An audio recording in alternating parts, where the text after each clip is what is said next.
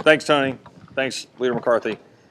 Throughout my entire life in public service, I've heard a lot of my Democratic colleagues claim the mantle of compassion. There is nothing compassionate about this. Nothing.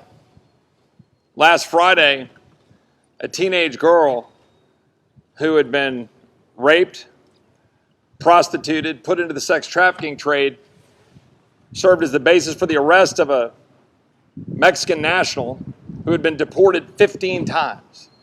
That happened in San Antonio, Texas. That's a real life. It's a real human being.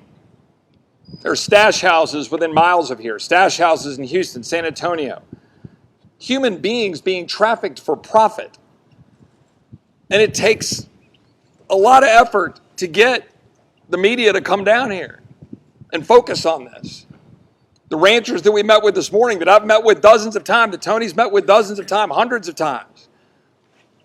Where are you guys on a daily basis when their lives are getting turned upside down? Are you asking our Democratic colleagues, like you tend to go stick a microphone in our face, asking us which thing we've done or not done?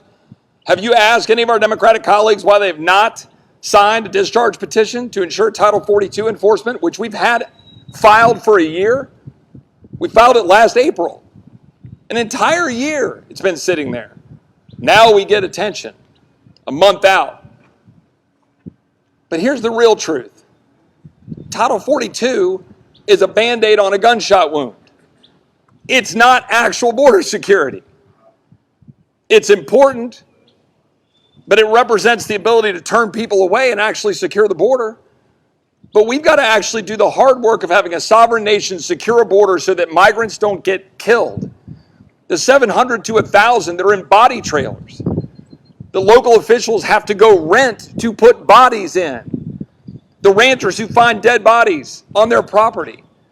The bodies we find in the river on a daily basis that Border Patrol has to go find in the river every day.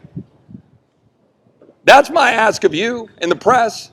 Ask every single member of the House of Representatives on the other side of the aisle why they won't sign a discharge petition to move Title 42, but more importantly, stand up for a secure border.